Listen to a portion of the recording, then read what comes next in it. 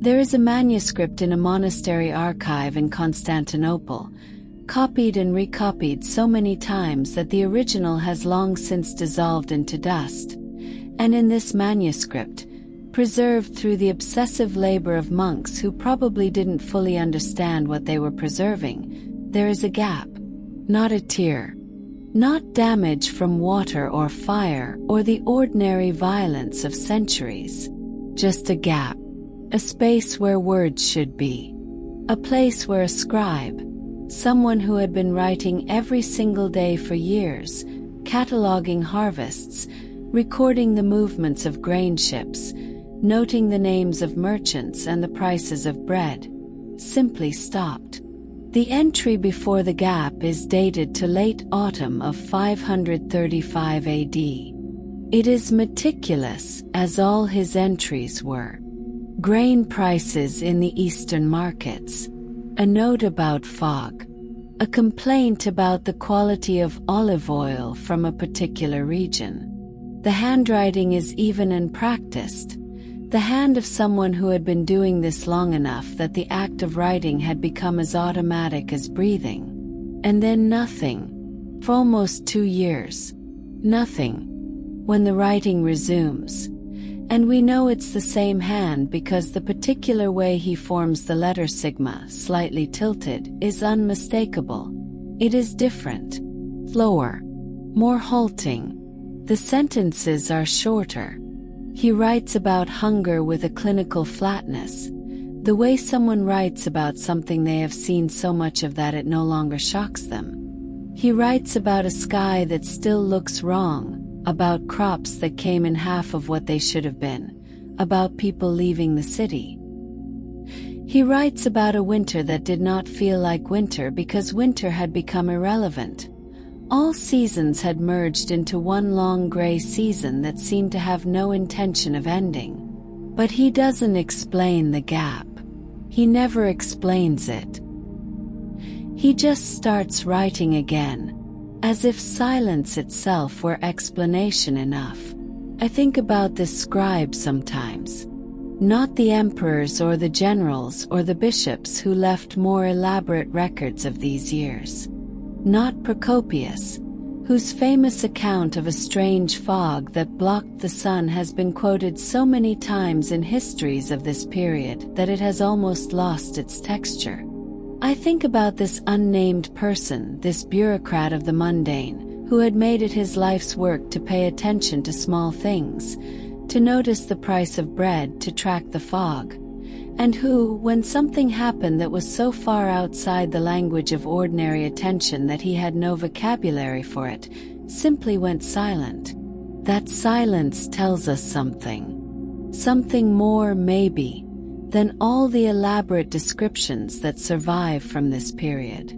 Because what the elaborate descriptions give us is the experience of people who found language for catastrophe, who could write, "The sun gave forth its light without brightness," and feel that they had said something.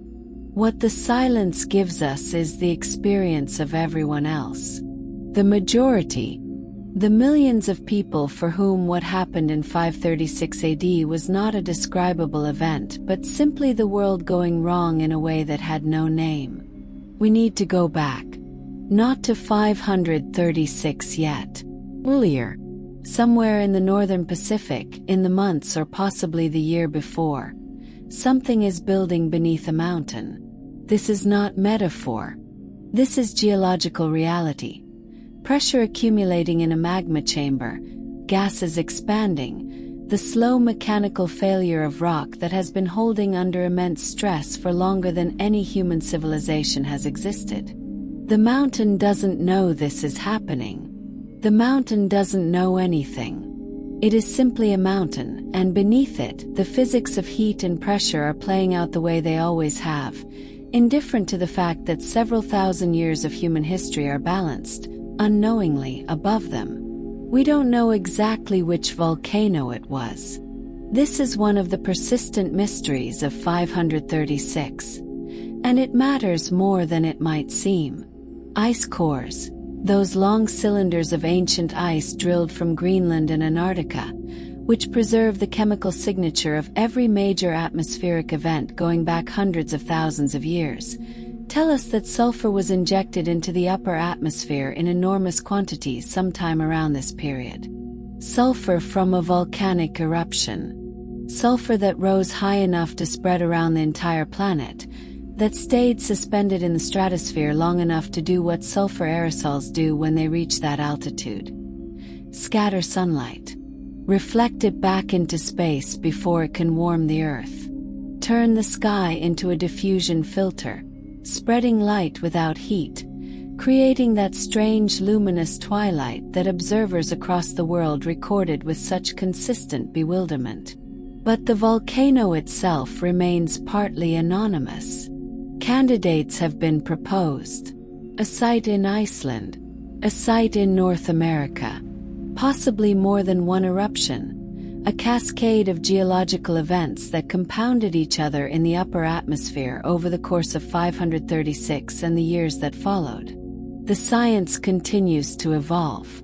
But what the science cannot tell us, what no amount of ice core analysis can recover, is what it was like to be a person in that moment. To be standing in a field in Italy or on a hillside in China or walking through a market in Constantinople, and to look up and to feel, with the wordless intelligence of a body that has evolved over millions of years to read the sky as a survival text, that something was wrong. The light was wrong. That's the thing I keep returning to. Not the cold that followed, not the crop failures, not the famines and plagues and political collapses that historians have catalogued. Those came later, and they were catastrophic, and they changed the shape of the world in ways we are still, arguably, living inside of.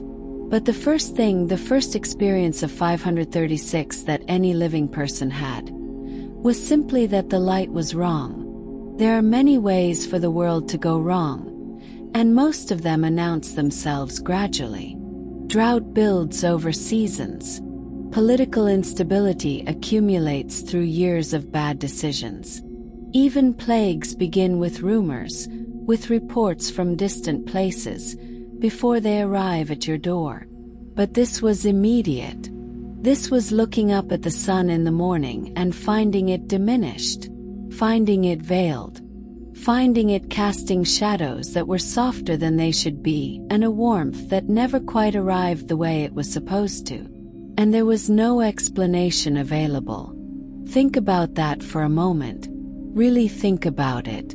We live in a world where explanation is immediate, where the first response to any anomaly is to reach for a device that will, within seconds, give us at least the shape of an answer, where even the most disorienting experiences, an eclipse, an earthquake, a sudden unseasonable cold, can be placed within a framework of understanding almost instantaneously, can be located within a story that makes sense of them. The people of 536 had no such framework. They had cosmologies, many of them rich and sophisticated, but cosmologies oriented around a sun that behaved predictably, that rose and set with a mechanical reliability that had made it the foundation of agriculture, of timekeeping, of ritual, of the entire structure of human civilization since the Neolithic.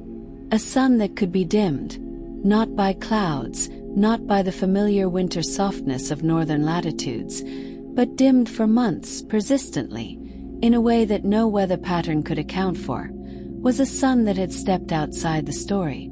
And the human response to things that step outside the story is, and has always been, the same. First, attention. The sharp, animal attention of a creature that detects something wrong before it understands what. Then confusion. Then fear. And then, if the wrongness persists long enough, something harder to name, a kind of slow grief for the world as it was, for the reliability that you had built your life around, for the assumption so deep you didn't know you were making it that tomorrow would look like today. Our scribe in Constantinople was paying attention. He noted the fog. He noted the quality of the light. And then, at some point, Not all at once, but gradually across the weeks and months as the fog persisted and the cold deepened and the harvest came in wrong and people started to get hungry in the particular way that people in cities get hungry when the supply chains from the countryside begin to fail. He stopped writing. I want to understand that stop. Not as a data point, not as a historical artifact, as a human moment. The year 536 sits inside a period that historians sometimes call Late Antiquity, that long, complicated twilight between the Roman world and the medieval one, a time of enormous creative energy and enormous instability, when the structures that had organized Mediterranean civilization for centuries were fraying and being rebuilt simultaneously, when new forms of culture and religion and governance were emerging from the ruins of old ones, when the world was, in the most precise sense, in transition. Constantinople was, at this moment, the center of what remained of the Roman Empire. The eastern half, which had not collapsed the way the western half had, which was still functioning as an imperial state with bureaucracies and tax systems and armies and laws, which was in the middle of an ambitious project of reconquest led by the Emperor Justinian, who wanted to reassemble the old empire to make Rome whole again. Justinian was, by any measure, a remarkable figure. Energetic, visionary, probably difficult to work for, possessed of the kind of ambition that bends history toward it. His generals had just retaken North Africa. They were pushing into Italy. The great cathedral of Hagia Sophia was under construction, and would be completed, improbably, within a few years. The empire was, in some ways, at a high point. And then the light changed. What happened to Justinian's project in the years after 536 is one of those historical questions that has no clean answer, because history almost never has clean answers, because causation is always tangled, always multiple, always running through human decisions and contingencies that cannot be reduced to a single forcing factor. But we know this. By the end of the 530s, the climate disruption initiated in 536, amplified by further volcanic eruptions in 540 and possibly others, had created conditions of cold and darkness and crop failure across most of the northern hemisphere that stretched into what historians have called the Late Antique Little Ice Age, a period of cooling that lasted, in its most severe phase, for decades. We know that famine followed the crop failures. We know that famine, as it always does, weakened bodies and disrupted the social fabric that keeps disease in check. We know that in 541, in the port city of Pelusium on the eastern edge of the Mediterranean, something began that would become one of the greatest biological catastrophes in recorded history. The plague of Justinian, the first great pandemic of Yersinia pestis, the bacterium we call plague, which over the following 2 centuries would kill somewhere between 1/4 and half of the population of the Mediterranean world. We know these things happened in sequence.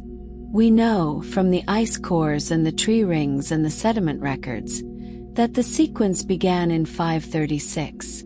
We know, with the kind of certainty that only physical evidence can provide, that a volcanic eruption somewhere in the northern hemisphere injected enough sulfur into the stratosphere to cool the planet significantly for years, possibly more than a decade.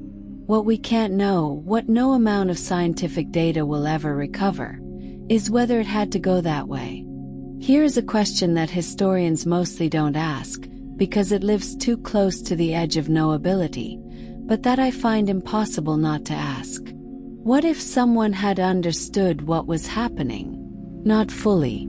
Not with the framework of atmospheric science and volcanic geology that we now possess, but enough.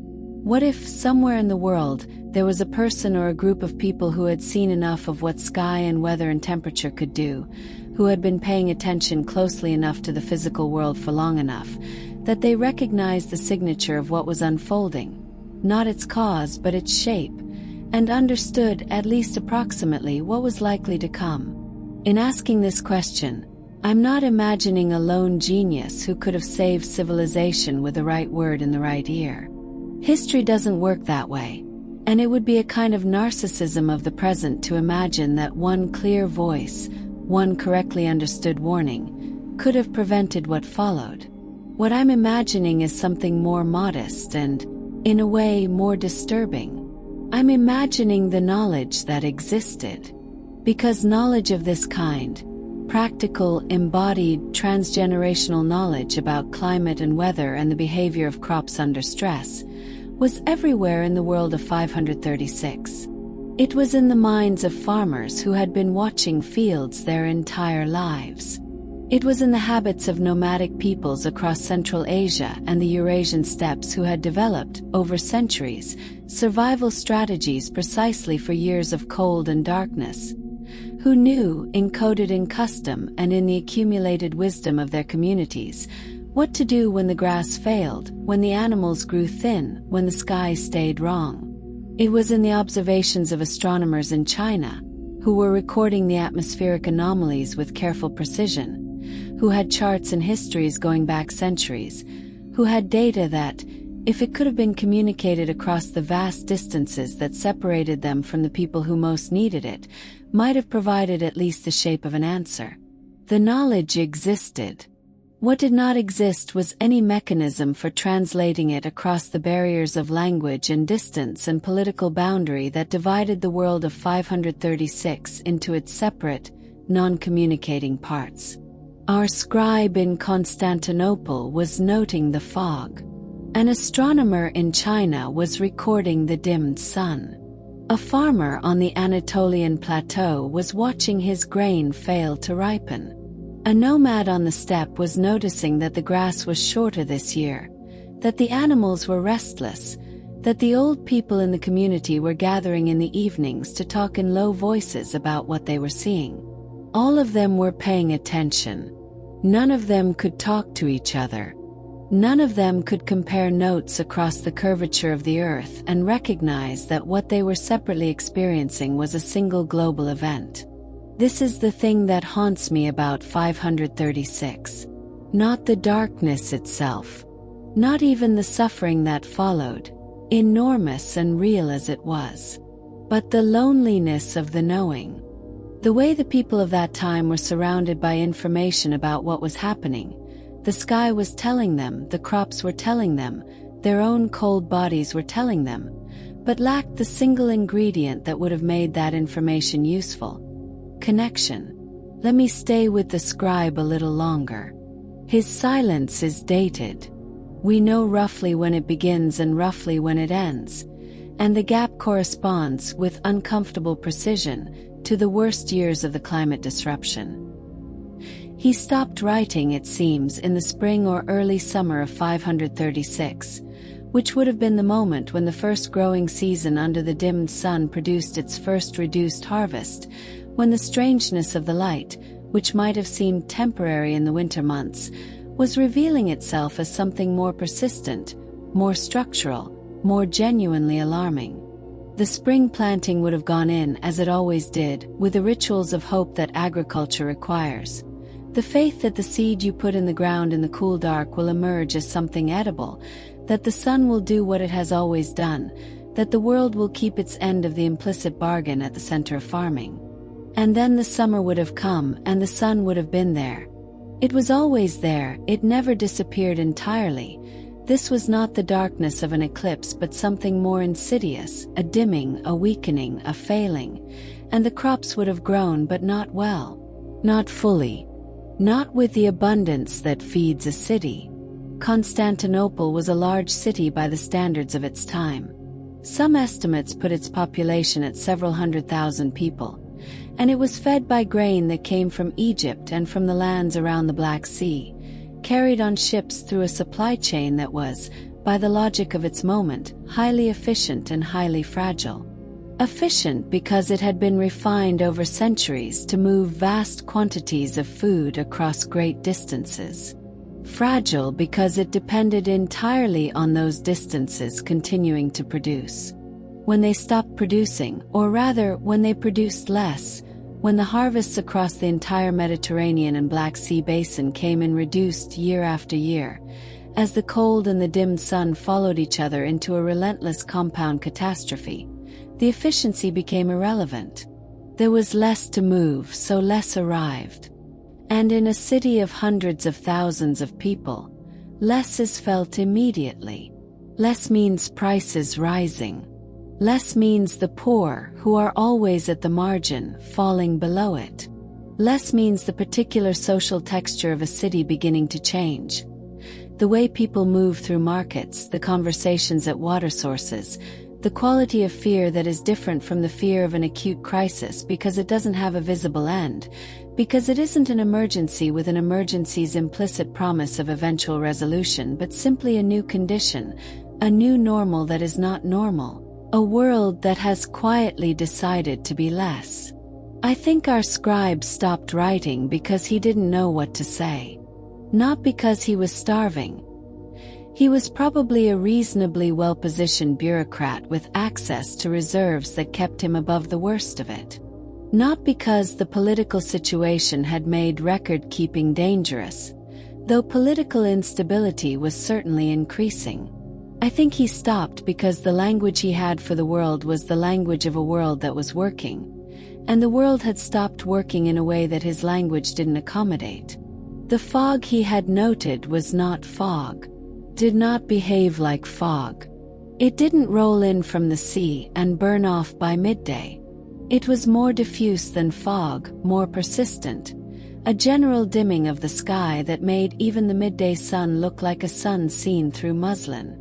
The grain prices he had been tracking were connected to a system of cause and effect he understood. Good weather meant good harvests meant low prices. Bad weather meant bad harvests meant high prices.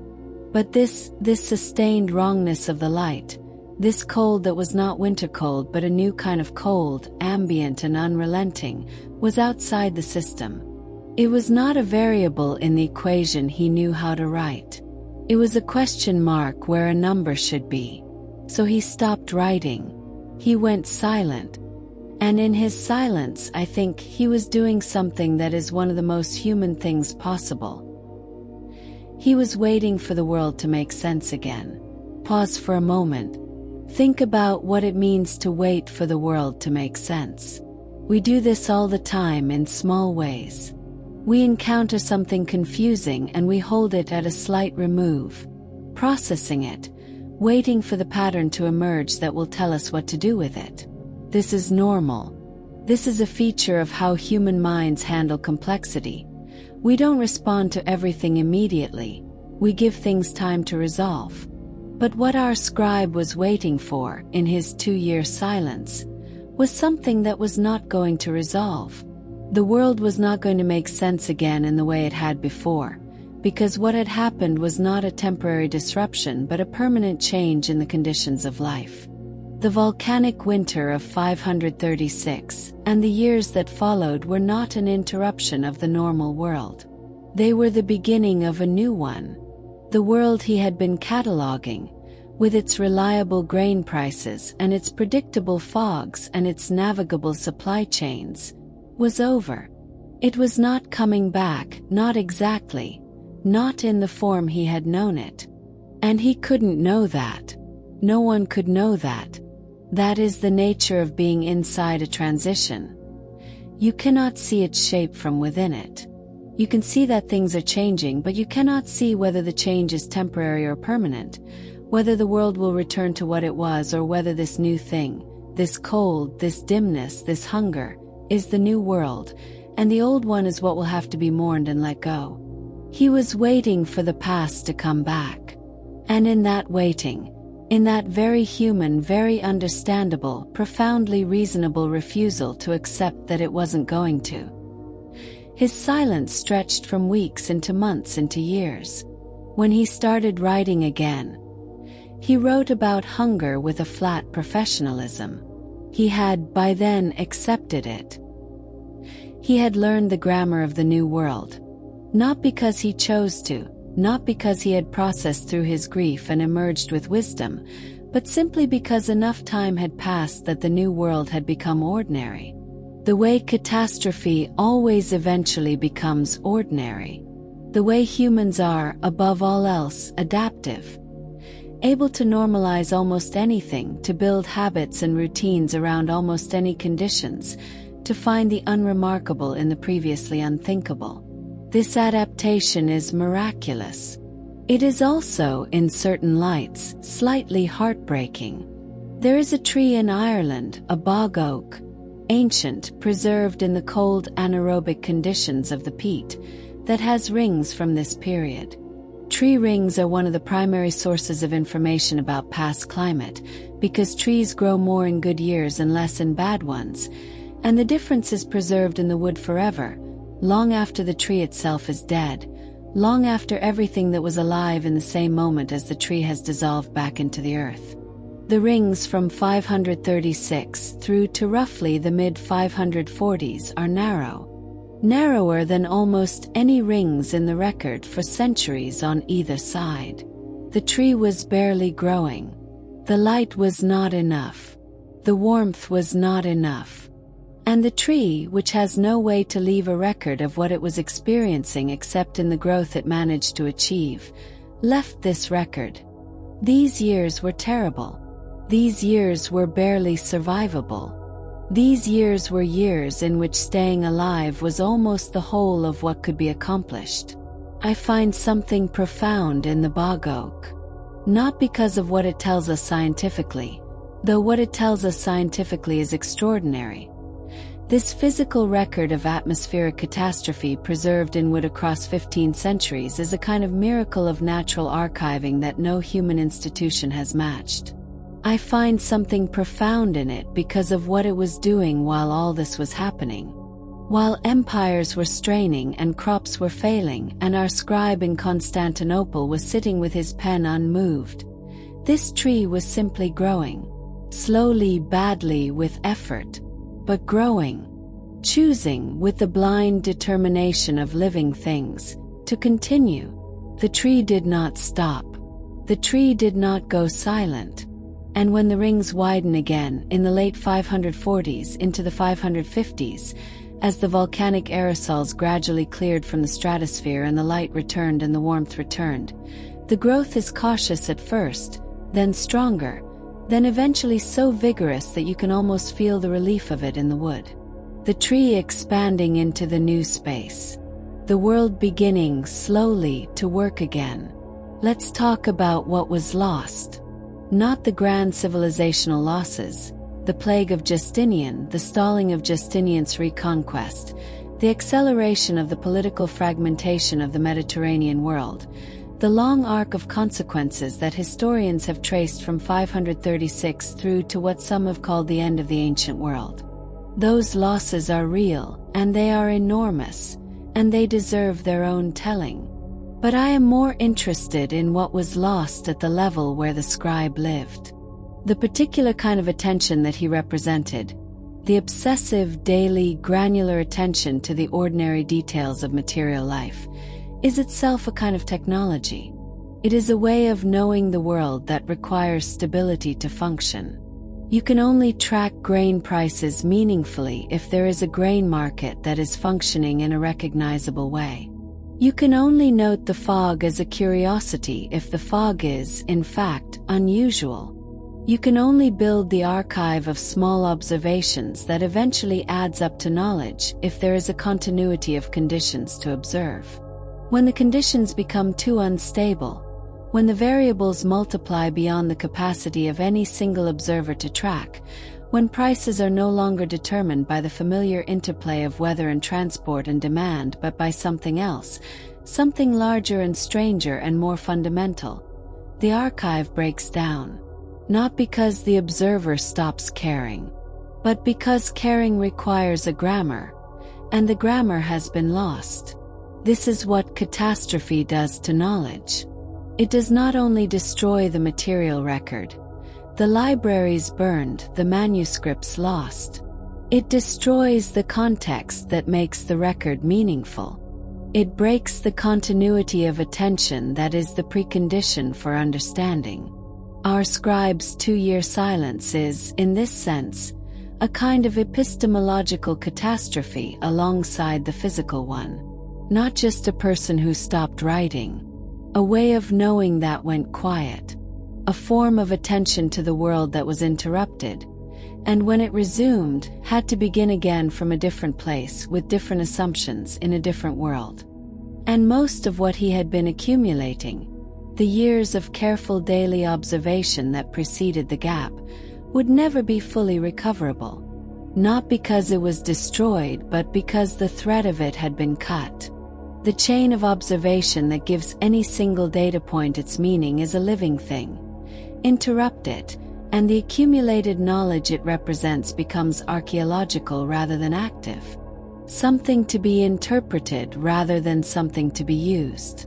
I want to talk about a specific detail that I think has been underappreciated in the historical accounts of this period. Small thing. Something that appears in one of the contemporary sources almost as an aside, and that I keep returning to because it seems to me to illuminate something about how human communities actually experience catastrophe. Not the dramatic recorded version, but the quiet, daily version that most people live. Procopius, the historian who is our most detailed source for Justinian's reign, writes about the dimmed sun with the language of a man who is genuinely unsettled. He writes that it gave forth its light without brightness, like the moon. He writes that it lasted for a whole year. He connects it, in the vague way that ancient writers connect environmental anomalies to political events, to the bad years that followed. The wars going wrong, the cities starving, the plagues arriving.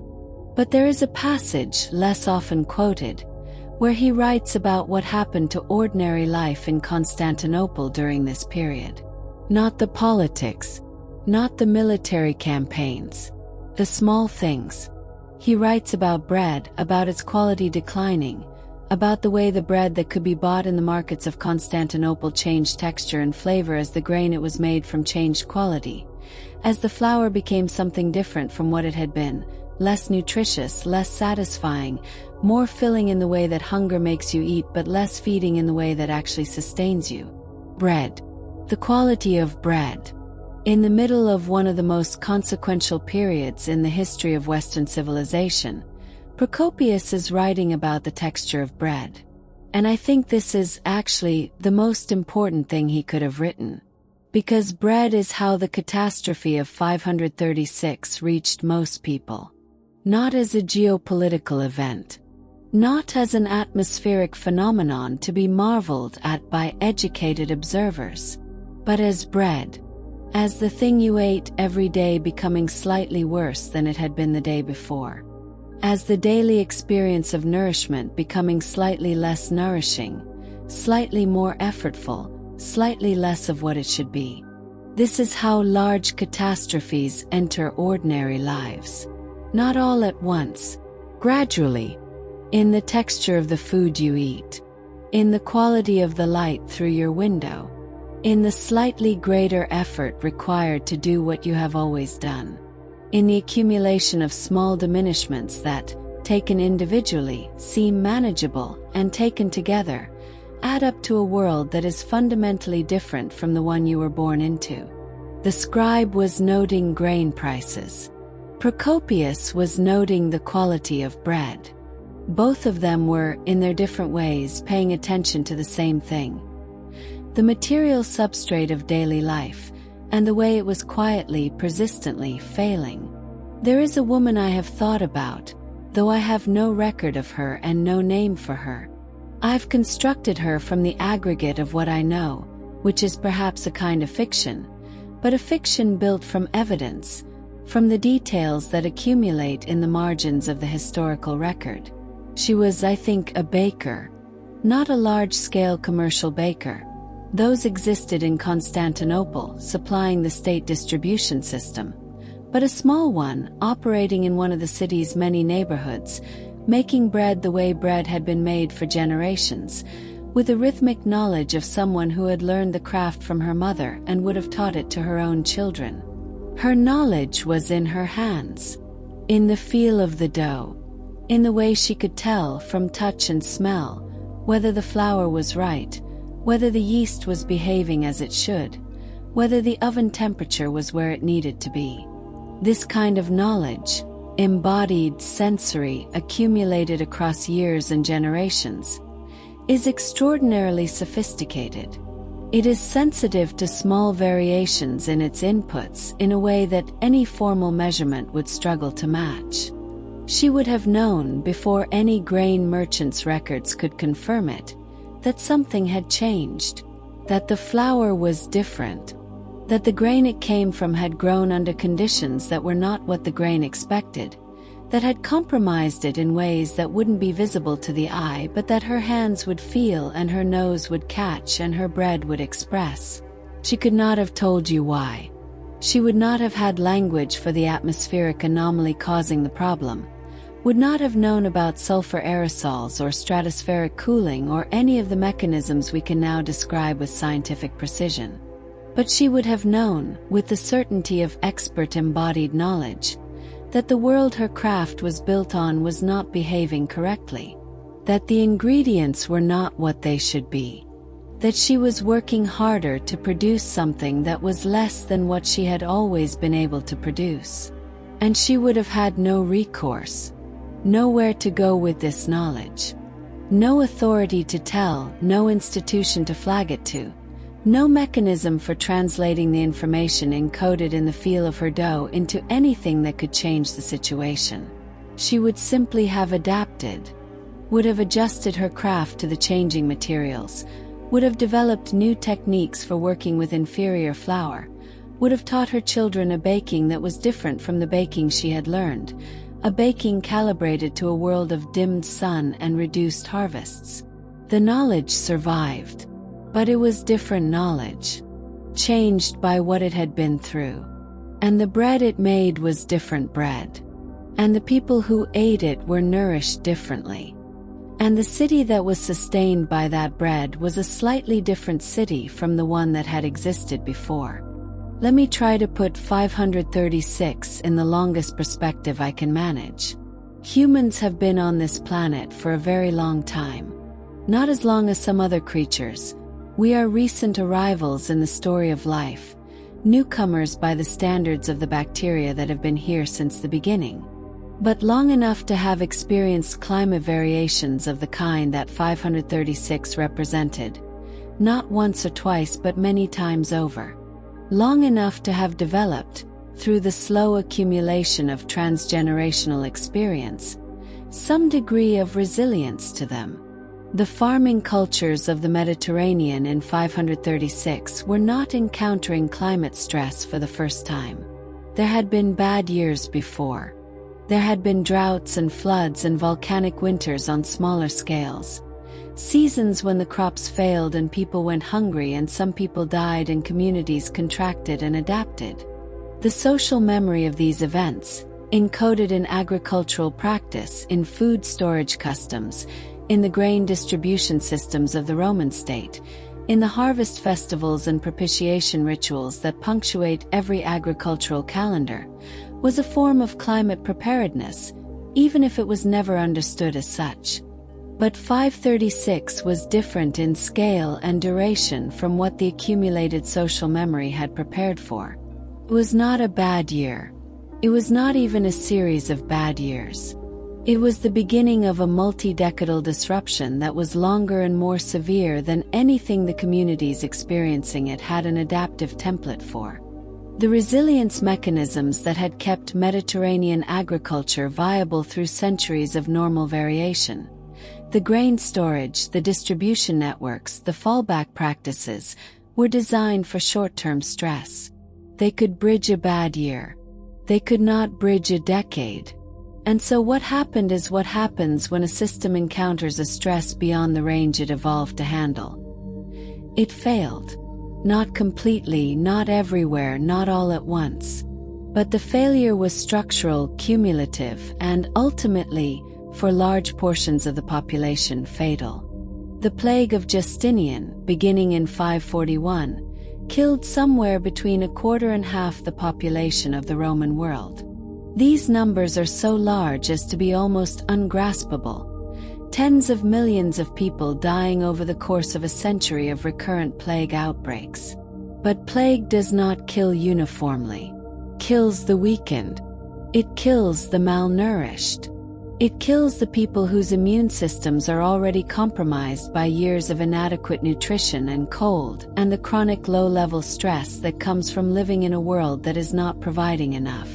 The 5 years between 536 and 541, the years of the volcanic winter, the crop failures, the famines, produced exactly those conditions. They created the biological preconditions for the plague's catastrophic spread. This is not to say that the plague wouldn't have happened without 536. Yersinia pestis had been evolving toward its pandemic form for centuries before the volcanic winter, and its arrival at the edges of the Roman world was probably inevitable eventually. But the timing, the arrival of a fast-spreading, highly lethal pathogen into a population that had already been weakened by 5 years of nutritional stress and social disruption, was not coincidental. The volcanic winter and the plague were not separate catastrophes. They were, in a very real sense, one catastrophe in 2 acts. And here is where the story gets quiet in a way that is harder to hold. The people who survived the plague were not the same people who had entered the 530s with the light still right. They were survivors of a compound catastrophe, climate stress, famine, and then plague, that had killed enormous fractions of their communities. They had watched people die who should not have died.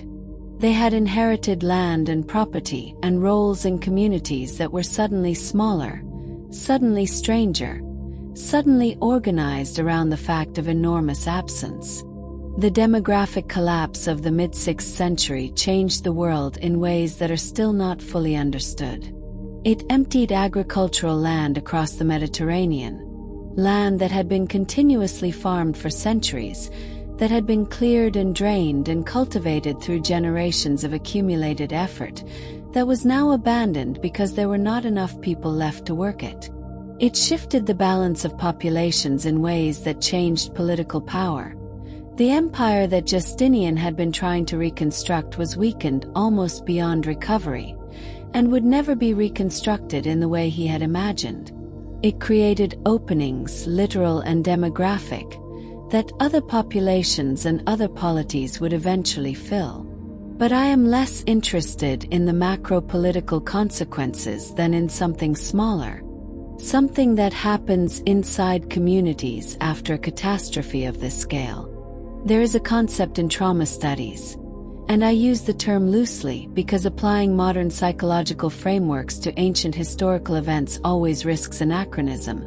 There is a concept about the way communities change their relationship with the future after experiencing losses that exceed their adaptive capacity.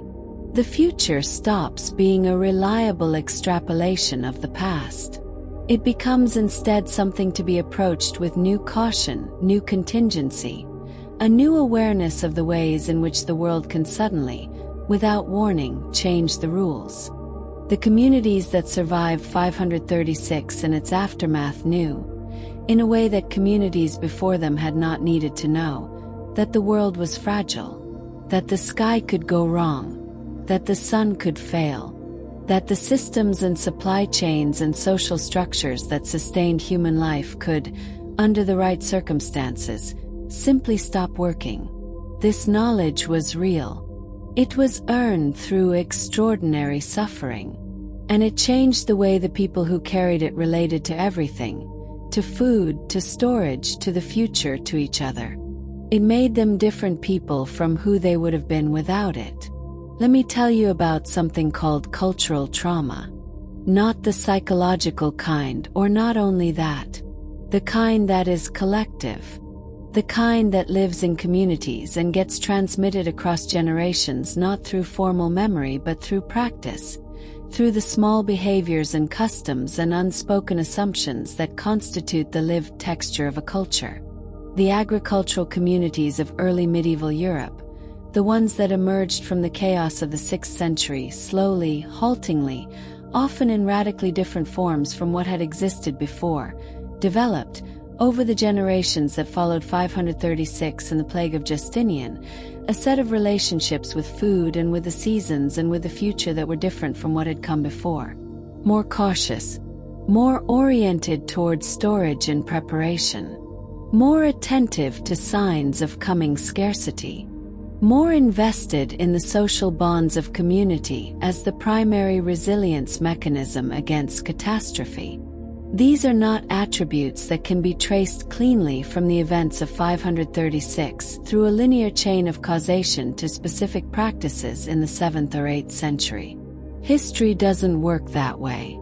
The causation is diffuse, layered, running through 1,000 intermediate events and decisions and adaptations. But the general direction of change, toward the peasant community of the medieval period, with its deep investment in communal survival strategies and its particular relationship with the fragility of the natural world, is real, and it points back, among other things, to the experience of what happened when the sun went wrong. The people who lived through 536 and survived its aftermath taught their children how to survive. Not in explicit lessons. Most of them probably didn't fully understand what had happened or why. But in practice, in the way you store grain, in the way you relate to a bad harvest, in the way you know somewhere deep in the inherited habits of your community that there have been times when the world stopped working, and that when it does, the only thing that keeps you alive is the community you have built, the relationships you have maintained, the stores you have prepared. This knowledge, this embodied, practical, communal knowledge of fragility, is one of the real legacies of 536. Not written anywhere, not commemorated in any monument, not stored in any archive, but living for generations after, in the way people related to each other and to the possibility of catastrophe. I think about our scribe again, about the particular quality of his silence. 2 years, almost 2 years without writing, for a man who had been writing every day. What did those 2 years contain for him? What did he do with the attention he could no longer spend on words? Maybe he watched, spent time doing what he had been recording rather than recording it, went to the markets himself instead of receiving reports, and stood in the diminished light of the dimmed sun among the vendors and the buyers and the people who were starting to look slightly less well-fed than they had been, and just watched. Tried to read the world directly without the mediation of language, the way you read weather or the way you read a face, with the whole of your attention, looking for the pattern that will tell you what is coming. Maybe he was learning a new grammar, the grammar of a world in crisis, which is different from the grammar of a world in equilibrium. In equilibrium, the connections between things are predictable. Weather determines harvest, determines price, determines social stability. And you can track any of these by tracking the others because the relationships between them are regular and consistent. In crisis, the connections break down. Weather no longer predicts harvest in the same way. Price no longer reflects supply and demand in the usual proportions. Social stability becomes unmoored from the economic conditions that normally anchor it. Everything is contingent on everything else in new and unstable ways. And the old grammar, the set of reliable connections that you had been using as your analytical framework, is insufficient. He may have needed the 2 years to build a new one. When he starts writing again, his sentences are shorter. The observations are more provisional. He has learned something about the limits of what he can know, the limits of what language can hold. His archive had been, before the gap, an expression of confidence. The confidence of a man who believed that the world was legible, that careful attention could produce reliable knowledge, that the work of noticing and recording was a meaningful form of engagement with reality. After the gap, it is something else.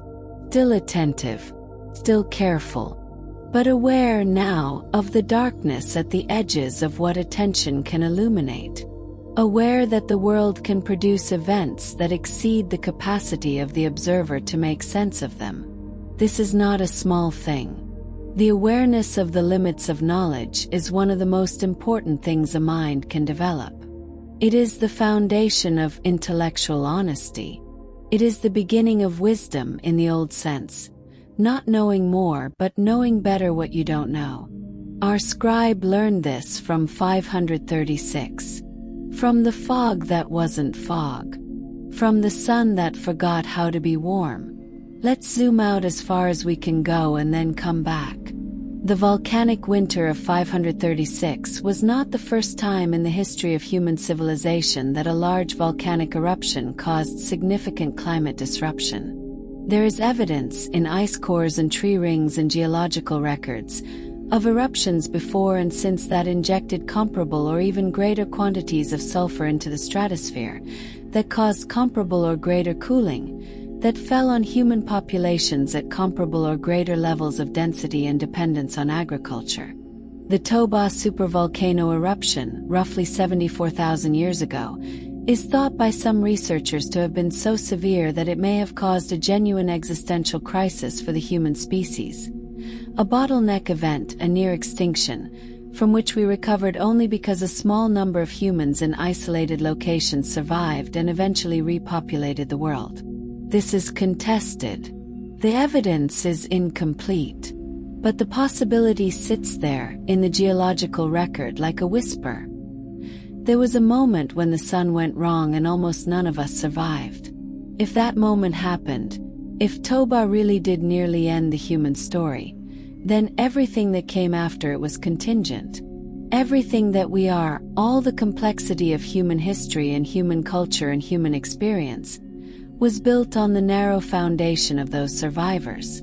On their particular genetics, their particular location, their particular luck in having access to food and shelter and each other during a volcanic winter that killed most of their contemporaries. We exist because someone survived.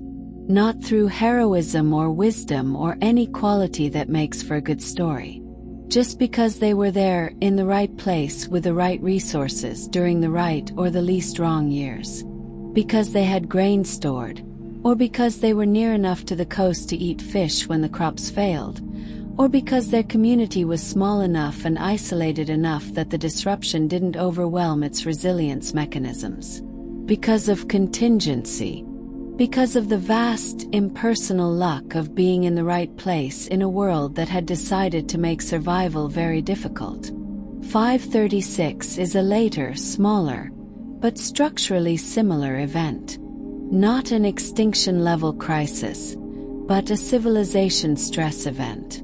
A moment when the systems that sustained human life in the most densely populated and complex parts of the world were pushed past their design limits. And again, survival was contingent. The communities that survived were not necessarily the best or the wisest or the most prepared. They were the ones that happened to have reserves when the reserves ran out everywhere else. The ones that happened to be far enough from the trade routes that plague traveled more slowly. The ones that happened to be in climatic microenvironments where the temperature drop mattered a little less.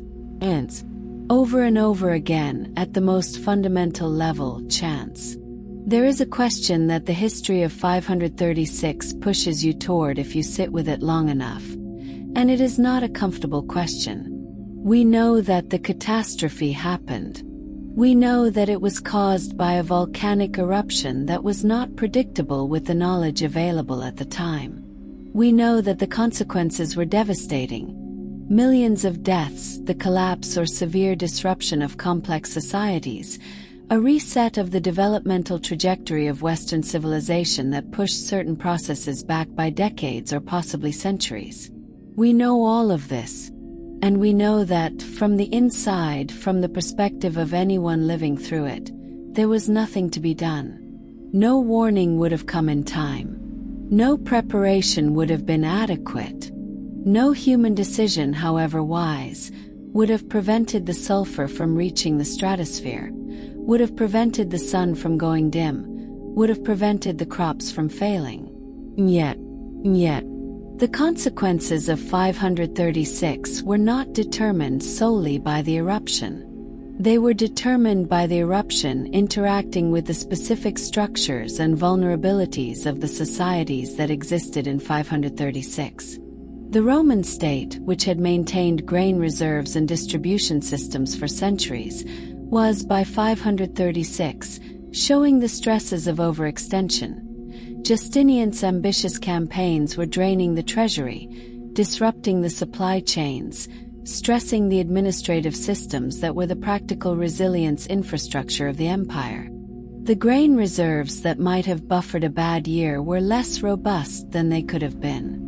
The social systems that might have redistributed food from areas of surplus to areas of deficit were operating in a context of political tension that made such redistribution harder. None of this caused 536. But it all shaped the consequences. The same eruption, hitting the same population in a different political and social context. One with better reserves, more robust distribution networks, less political stress, would have produced a different, probably less catastrophic outcome. The lives lost to famine and plague in the 540s were not all killed by the volcano. Many of them were killed by the accumulation of decisions, political, military, administrative, that had left their societies more vulnerable than they could have been. This is the uncomfortable part. Not the claim that 536 was preventable. It wasn't. But the claim that its consequences were not wholly determined by the volcano. That human choices, made decades before the eruption, by people who couldn't have known what was coming, shaped the landscape of vulnerability that the eruption encountered. We are always making those choices. Every decision about resource allocation, about social investment, about the systems we build and maintain and the ones we defund and neglect, is a decision about how vulnerable we will be when the thing comes that we cannot predict. Not if it comes. When. I want to return to the bog oak. To the tree that just kept growing. In the decades after the volcanic winter, after the aerosols gradually thinned and the light returned and the temperature rose and the soil warmed and the conditions for growth were restored, the trees grew back. The forests that had been stressed and thinned by the long cold slowly recovered their density and diversity. The agricultural land that had been abandoned was, over generations, gradually reclaimed. The rivers that had been running cold and low in the thin sunlit years began to run full again. The ecological systems that had been pushed toward the edge of what they could sustain were given the chance to breathe. The resilience of living systems is, in the end, remarkable. Not infinite. There are thresholds beyond which recovery is not possible. And 536 pushed many individual systems, many communities, many species past those thresholds. But the larger systems, the forests, the rivers, the soils, the climatic patterns that ultimately drive all of them, survived. Weakened, changed, but alive. And the humans who survived with them. Our scribe, who was still alive when he started writing again. The baker, if she survived, who had adapted her craft to inferior flour and who was now, in the slowly improving conditions of the late 540s, beginning to work with grain that was a little better than last year's, that was approaching something more like what it used to be. The farmers on the Anatolian plateau, who were watching their fields produce more than they had in years, who were allowing themselves, cautiously, to begin making plans again. The trees were widening their rings. The world was doing what the world does, which is to continue. And the people who had survived were doing what humans do, which is to adapt and rebuild and carry forward the knowledge of what had happened, encoded in behavior, in custom, in the silent expertise of bodies that had learned a new set of conditions and had found a way to live in them. But what about the ones who didn't survive? I keep thinking about them too. The ones who are not in any record. Not because they weren't paying attention, not because they weren't trying, but because they happened to be in the wrong place when the wrong years arrived. The communities in North Africa and Anatolia and the Levant that were hit hardest by the combination of climate stress and plague. The nomadic groups on the Eurasian steppe whose grazing land failed and whose livestock died and whose adaptive strategies, which had successfully sustained them through centuries of climate variability, were simply not designed for something this severe and this prolonged. They are not in the archive because the archive is made by survivors. The dead leave no records. Or rather, they leave only the records that others make of them. The mentions in passing, the grain price entries that disappear, the buildings that fall into ruin, the fields that are abandoned and revert to scrub. There is something important in holding this alongside the story of survival and adaptation. The fact that life continues is not, in itself, a vindication of the conditions that allowed it to continue. It is not a justification for the loss.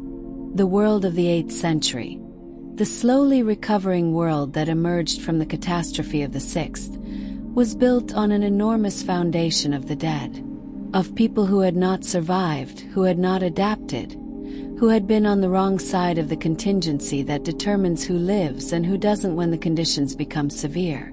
We are the descendants of the survivors. Our history is the history of what they built from what remained.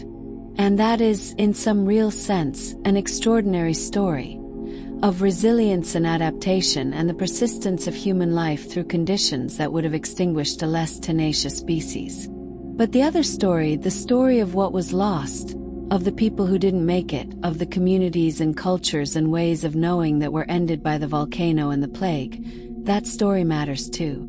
And it is mostly silent, preserved only in absence, in the spaces where the record stops and doesn't start again. There is a concept in ecology called a keystone species.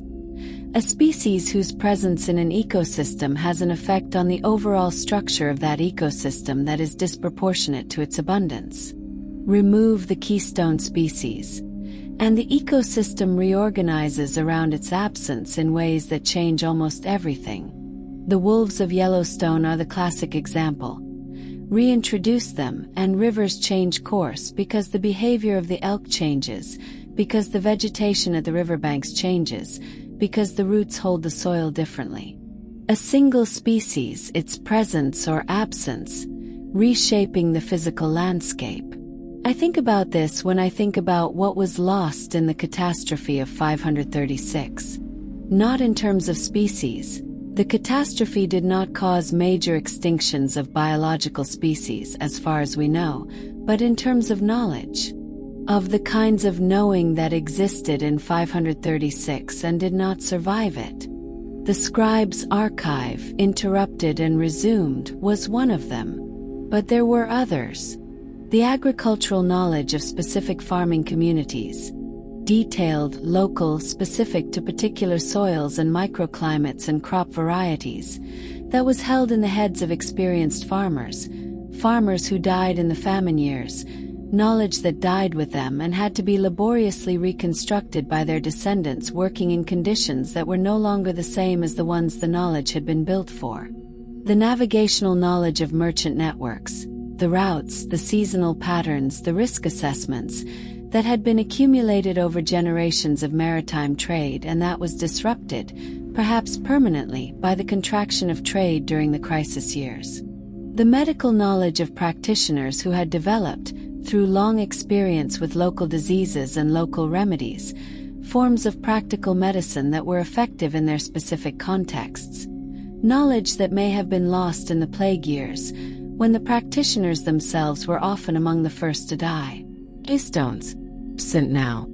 And the ecosystem of knowledge reorganizing around their absence in ways that change everything downstream. I want to end where I began. In the silence. Not the scribe's silence this time, though I carry it with me. That 2-year gap that tells me everything I need to know about what it means to be a human being in a world that has changed the rules without warning. A different silence. The silence of the sky in 536, in the months after the eruption, before anyone knew what had happened. The sulfur aerosols are already spreading across the stratosphere. They have been spreading for weeks, since the eruption that we still haven't quite identified, from the mountain we still haven't quite located. They are spreading in the high thin air above everything, moving on the slow conveyor belts of stratospheric winds, covering the planet in a diffuse veil that most people on the ground cannot yet detect. It is early in the year.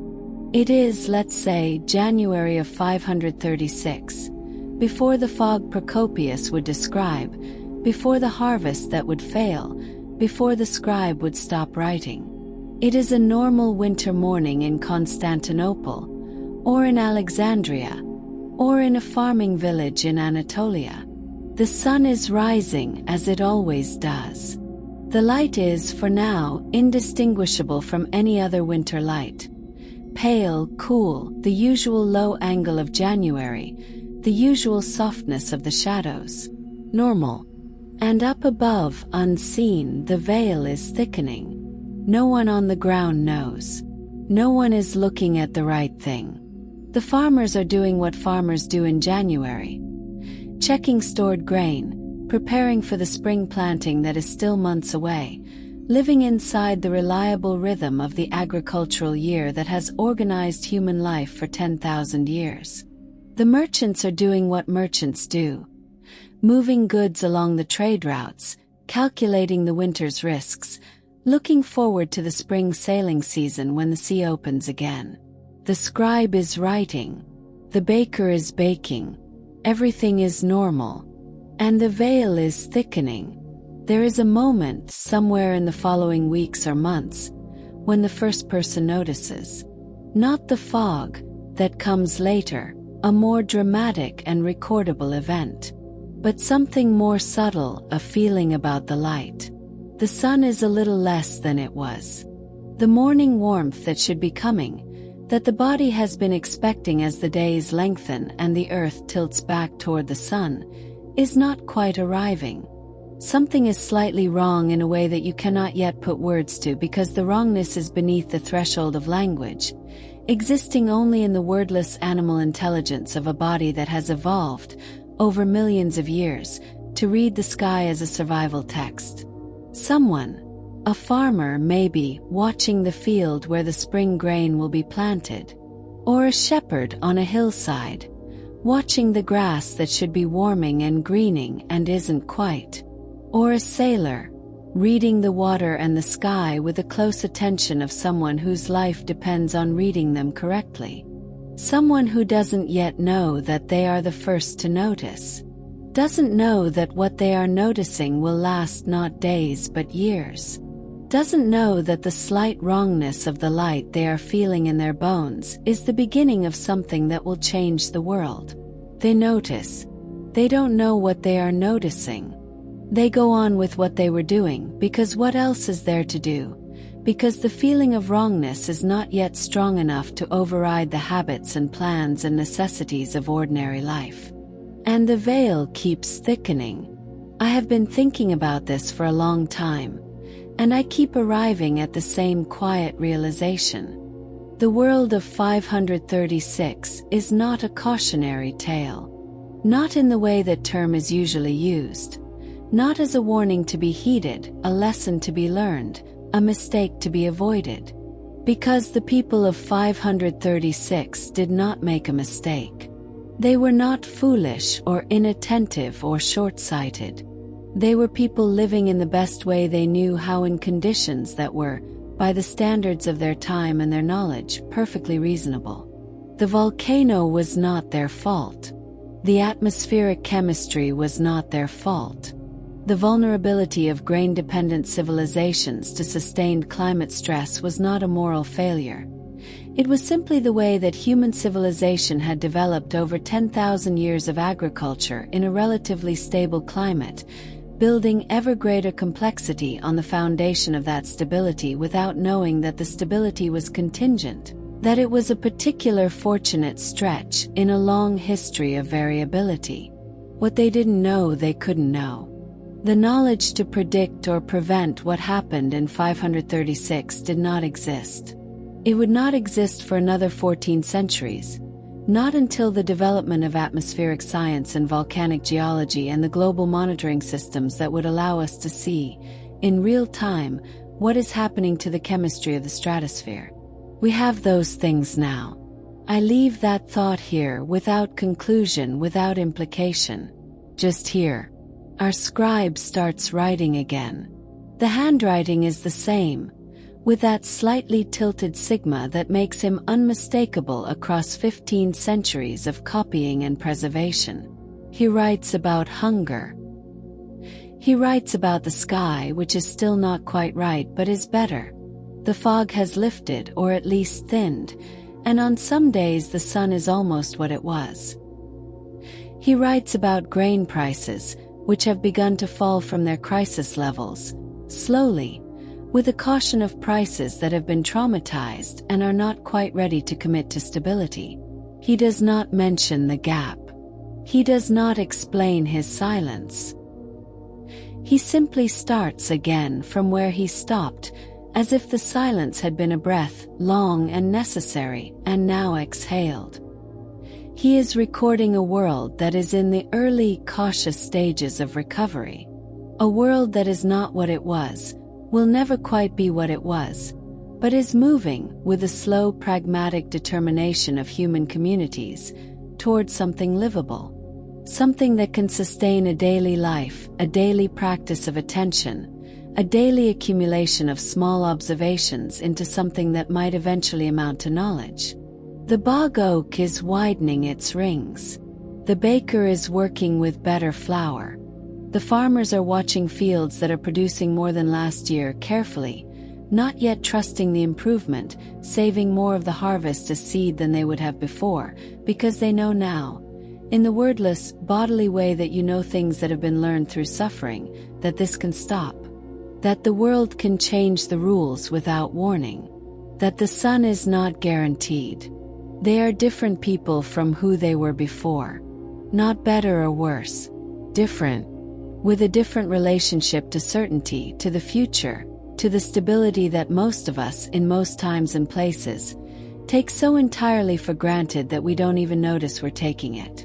And here we are, 15 centuries away from the scribe and his silence, from the baker and her changing flour, from the bog oak that barely grew and then grew back with such relief. 15 centuries away from the moment when the sky went wrong and the world held its breath and then, slowly, continued. There is something in that continuation that is worth sitting with. Not as comfort. The suffering of 536 does not need to be sanitized with cosmic perspective, but as context. As a way of understanding the depth of the continuity we are part of. We are here because they continued. Because they adapted, with all the tenacity and heartbreak and quiet determination that adaptation requires. Because they stored grain and rebuilt communities and found new grammars for a world that had changed on them. Because the baker figured out how to make bread from inferior flour and taught her children, and her children taught their children, and somewhere in that long chain of transmission is something that became us. The light came back. It always comes back, eventually, in one form or another.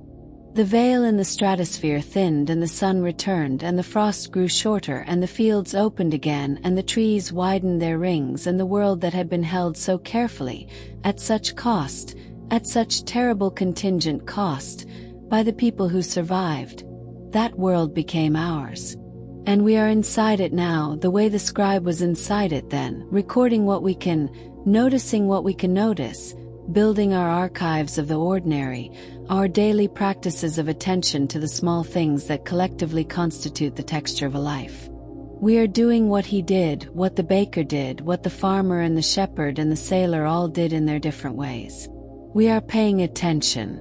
We are trying to understand what the light is telling us. Whether we are listening closely enough is not a question I can answer.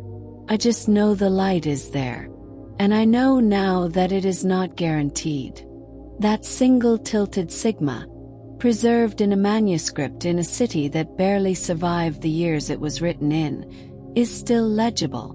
15 centuries of copying have not worn it smooth. It is still there, slightly off, slightly itself, the signature of a person who went silent for 2 years and then came back. Who kept paying attention even when attention had nowhere to go.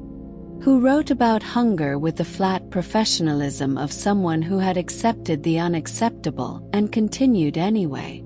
There is something in that persistence that I do not have a word for. Not courage, not hope. Something quieter than either of those. Something that lives below language, in the place where the body's knowledge lives, in the place where the farmer feels the soil and the baker feels the dough and the scribe forms each letter with a muscle memory of 10,000 repetitions. Something that simply continues.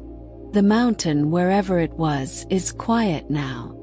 Has been quiet for 15 centuries, give or take, sleeping under whatever sky lies above it, collecting snow on its peak, growing forest on its slopes, entirely unaware of the history that it made.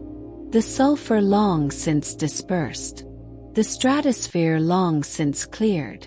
The rings in the bog oak long since locked in their permanent record of what happened and what continued. Somewhere tonight someone is doing what the scribe did. Recording the small things. Noting the quality of the light. Paying attention to the price of bread, or the temperature of the air, or the feel of flour between their fingers, or the narrowness of this year's growth rings in a tree. Building the archive that will tell people 15 centuries from now who we were and what we noticed and where our attention was and whether, when the light was wrong, we felt it in our bones. The sky tonight is whatever the sky is where you are. Clear or cloudy, lit or dark, full of stars or full of fog. The light is there. It is not guaranteed.